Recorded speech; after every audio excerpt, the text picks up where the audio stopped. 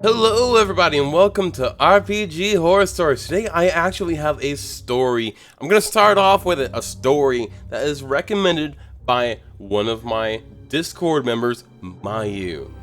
Now, let's get on with the video. Oh, before we do, actually, I forgot. Listen, we're getting close to 100 subs. Once we hit that milestone, we're gonna be kicking things off by reading The Old Man Henderson Tale. The very thing that started the Henderson scale of plot derailment. If you're interested in that, hit that subscribe button, hit the like button down below, leave a comment. Hell, leave your own horror stories in the comments, and there's a high chance that I'll probably read them later. Bye-bye! No, not bye-bye. Go on with the video. This is recommended by Mai on the Discord. Why we don't play with Cody anymore. Hey guys, meet our new player, Cody. Cody makes a gnome illusionist. We are found by the half-dragon hunting us. Cody takes the MacGuffin and yells, "I wish to abandon my friends to help you." The baddie destroys our item and teleports away. The party fights Cody's character. Cody becomes very upset in real life that his gnome is being treated this way. He says he was just acting in character, and we reply, "So are we." With Cody's gnome at minus 10 HP, we look to the Game Master. Cody's gnome, no more. "You earned this," he says, with a crazed glare at the Game Master. A wet-sounding fart erupts. And we have to clear the apartment. Toxic stench. Cody then moved his car to where he was blocking the rest of us into the Game Master's driveway and walked home. So wait, hold up, Cody. Let me get this right. Cody just shat himself. He literally just at will shat himself, blocked everyone's cars in illegally, and walked his ass home. Is that what happened? What the fuck? Okay, no wonder Mayu recommended this story. What the fuck is going on here? Oh, that's beautiful! It's beautiful! Wait, I gotta see if there's OP's replies in the comments. Oh my god, this one is fucking beautiful. Hold up, let me pull it up for you. Oh god, look at this. Cody is an asshole, but an innovative one. The blocking people in with your car and having to walk home move really is a great show of dickish force and determination. Cody is making leaps and bounds in the pettiness and spite worlds. With natural talent like that, he could revolutionize the whole emotional terrorism game. I don't know, I don't think he fully thought it through. If he had done that to my group and refused to move it when contacted, I would have had the car towed. That's the best part. You leverage normal functioning people's inclination to have common fucking decency and not inconvenience you by towing your car while flagrantly doing the opposite to them. Classic Cody. We go low, you go high. It's the linchpin of the emotional abuse playbook. Treat people like shit to such a degree that they could never do the equivalent to you and still sleep at night. What the fuck? The comments are fucking gold mines. Oh my god. Oh my god, what the fuck?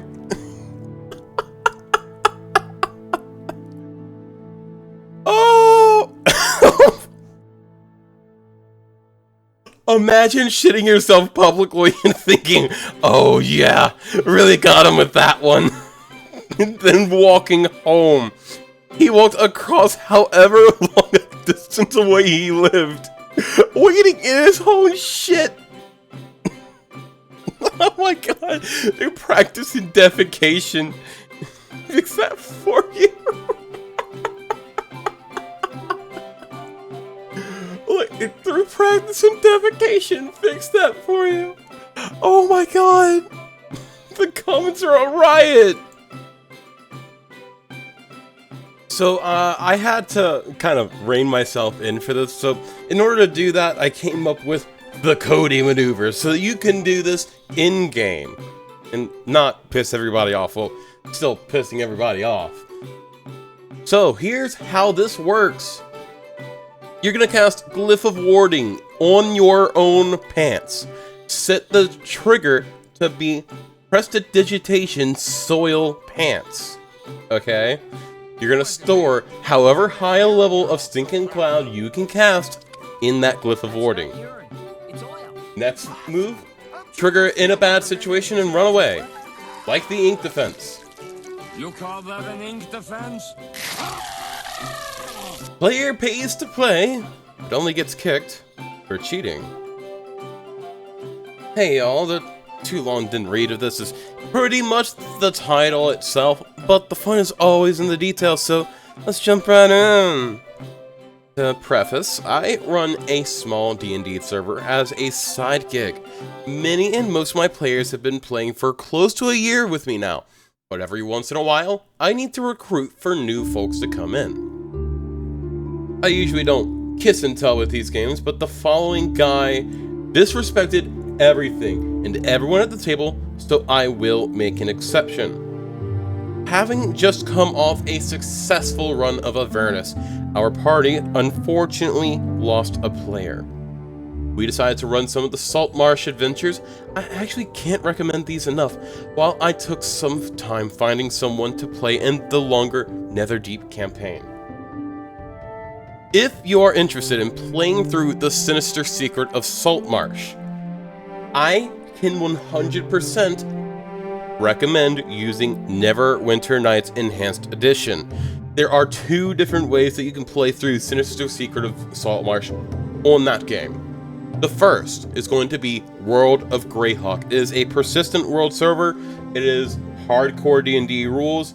It is fun as all hell. It's great for people who feel like they're rules lawyers but don't want to bother people by rules lawyering. It's also great for testing out how meta your build is, and it's on a hybrid of AD&D and 3.5 rules, so you really can't go wrong with it. There are some glitches here and there, like I know last year there was a thing where you could stack the Warcry buff off of Purple Dragon Knight, but hey, infinite AC on a Water Princess summon aside, it's a really good persistent world server. I highly recommend it. Now, there is a second way that you can do this. Let me actually pull this up for you. There is another standalone module for Neverwinter Nights Enhanced Edition that was written by DM Wise, and it has been updated as early as January of this year, meaning that they do still upkeep this module. And this is a rewriting of that module to work in Neverwinter Nights Enhanced Edition. It's got a few custom rule sets and everything. It is on the Neverwinter Vaults. I will be linking to this in the description. As always, I love Neverwinter Nights Enhanced Edition. You know how much I love this game. I use music from it in all my videos. Sometimes I change it up a little bit. I'm using like Call of Yodam and something like that. But I cannot stress enough, DM-wise and the WOG team make great modules for Enhanced Edition, and you really do need to try them out. They're gonna be a lot harder than the base game, even if you're running on the easiest rule set. It's still a lot harder than the base game, but it's so much more fun. Like, it is so gripping. Sometimes stuff is custom voiced, sometimes it's not. Usually it's not because it's cheaper, but hey, you've really gotta appreciate how good a lot of this stuff is. I think they even have Temple of Elemental Evil rewritten to work in Neverwinter Nights Enhanced Edition on 3.5, which is fucking amazing. You really do need to try it out. You need to look at the WOG team, you need to look at DM-wise. They have a ton of stuff on the Neverwinter Vault that is fucking awesome. Now, back on to the story. Our guy in question applied and mentioned that he too was a paid game master, that he just wanted to run through the adventure before running it for other folks. That wasn't really a red flag for me. I myself have tried out other paid GMs on occasion, but seriously guys, if you're gonna do this, at least own the fucking module. In fact, the first red flag didn't really raise until session 0. We usually run 4-hour games, so for session 0, I re-established the published table, expectations, and rules, and then we spend the rest of the session playing. I do this so people can make an informed decision on if they'd like to pay me for the service or not. Great fucking job. I love session 0. Always have it even if you don't want to. The party had made it to an extremely fun but tough dungeon in Saltmarsh, so I figured finishing it up would be great closure for the adventure, and also a fantastic session 0. Even though I let him know ahead of time that the dungeon was likely to be difficult. I noticed throughout the session that he started to get more and more frustrated with some bad rolls. Usually, I associate this with people with a lot less experience than this guy claimed to have, but I thought he might just be having a bad day. Finally, on his very last roll against the very last monster, he busts out with this gem. I rolled a nat 20 on my physical die here. I can take a picture if you want. There it was, the red flag waving in all its glory. I didn't actually call him on it there. I should have, but I didn't. It was the last inconsequential roll in an adventure we weren't even continuing after the session. I still have to make some good first impressions, so rather than imply he was lying, he most certainly was, I decided to give him the benefit of the doubt. In fact, I didn't even realize there was anything wrong with his overall behavior until after that first chapter of the campaign. Looking back, I can see there was a few other suspicious things that had happened. He had conveniently knew the answer to most of the challenges they faced. He conveniently casted the right spells and rushed to put himself in position to get an important, powerful item in the campaign. These things might seem a bit obvious in hindsight. You might even think I'm a bit naive here. But you have to understand that my usual group of players are fantastic. Even with the shady roll, I never really dreamed that anyone would go to the lengths that this guy went to cheat at a board game. For a while, in fact, everything appeared to be as I expected it to be. It wasn't until they were on the road, headed to the next major plot point, that I became suspicious. In one of the more entertaining random encounters, they saved a person who promised them payment. And they got to the next point of interest on the map. It was here that our friend made a huge mistake. His first one. I had been explicit in telling the players that they would receive a reward at the next point of interest. And as the encounter wrapped up, our guy, probably trying to make sure they were getting that fat loot, literally shouted out, "Hey, what about giving us a reward? X amount of gold!" Now, I had intended on giving them the delayed reward, something a little better that the adventurers could receive if they did indeed meet the man further down the road. However, if the adventurers demand a reward right now, he will indeed give them X amount of gold. The problem, as you may have guessed, is that I never made any mention of the gold reward. A fact I double-checked with another player I trusted. We both talked about it and decided that while it is unlikely that he simply guessed the exact reward, it was at the least possible. Unfortunately for our friend, this little interaction had caught my attention, and it wasn't long before that they began to bargain, yet again, acting very suspiciously. Another encounter on that very road is made up of two threats. One of them an obvious, circling airborne threat. Another, more insidious, hidden one, guarding a valuable item.